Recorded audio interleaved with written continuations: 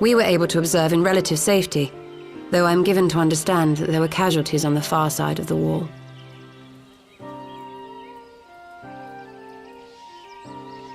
It was like watching a nightmare unfold before our very eyes. Ilbert's primal manifested in the form of a colossal dragon, a being of pure violence. It burst forth from the cocoon with such terrible force.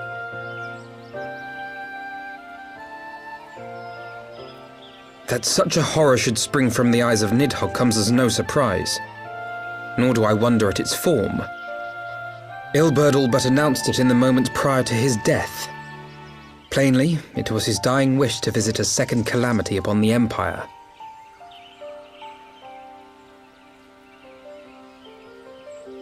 And I am quite certain the abomination would have obliged had it not found itself outmatched by a mega. Gods! I am no stranger to the works of Alag, but even I was unprepared for the machine's furiosity. It beggared belief.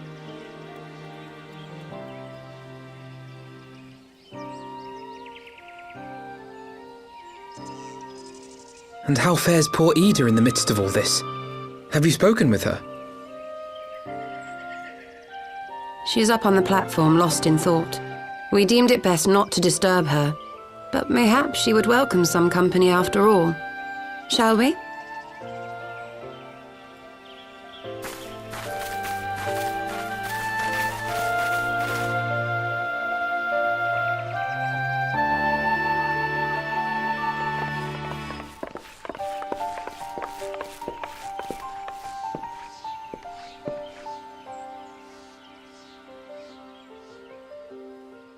The light's gone. It was all we had left of him. Ida.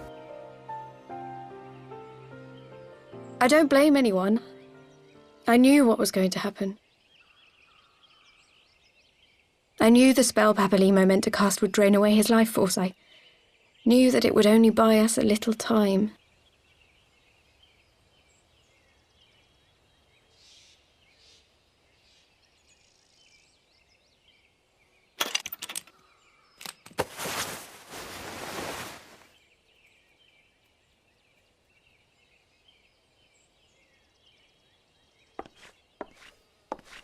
Ida, there is no need to explain.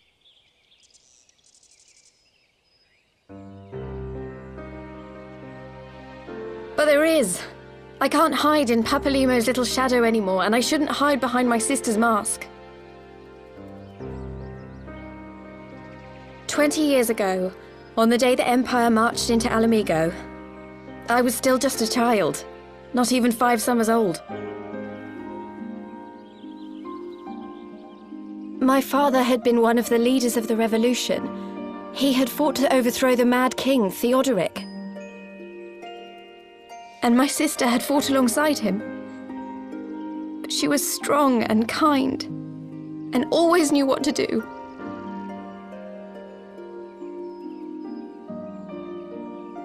But when the Garleans came, everything changed.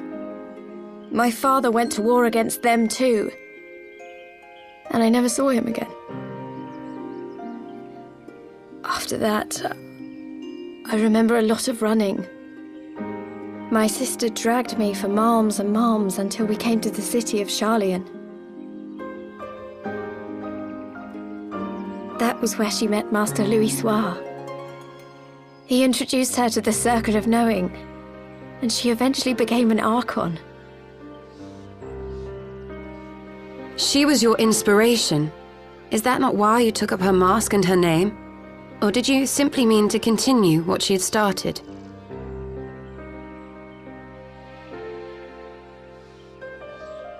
You've known all along, haven't you? That I wasn't Ida. Of course. We all recognized you at once. 'Twas Papalimo who persuaded us to maintain the charade.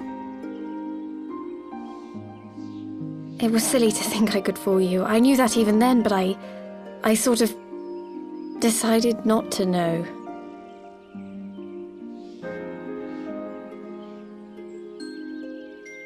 Ida died 6 years ago, on a mission to smuggle refugees out of Alamigo. They say she was overwhelmed by Imperial soldiers when she stayed behind to save a little girl. She was so strong. There must have been a lot of them.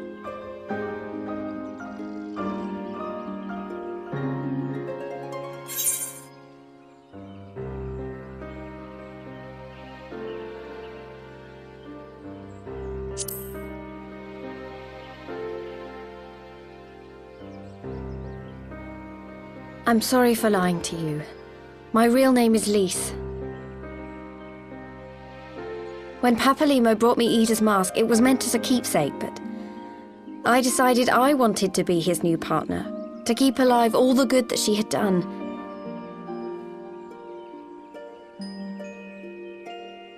I didn't want to become Ida, exactly. At the time, though, I still didn't know who I was myself, and it almost seemed easier to play the role. Papalimo agreed to help, of course, but it was never what he wanted for me.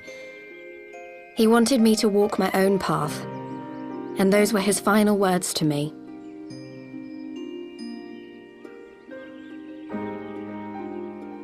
The Archon's mark he gave me is faded, and my last excuse along with it.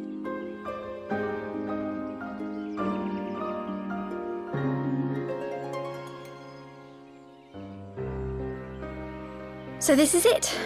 Whatever I choose to do from now on, I do as Lise. And I choose to continue my family's fight. I want Alamigo to be the country that Ida and my father always wanted it to be.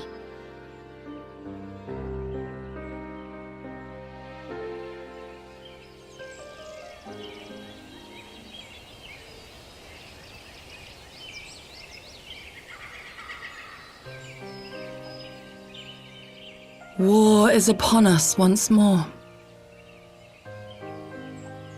Do you regret standing against the Empire?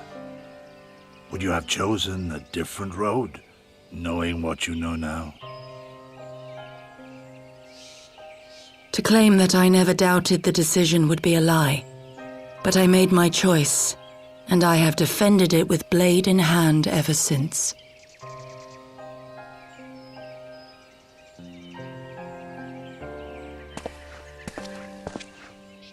The battle continues, and our steel is needed.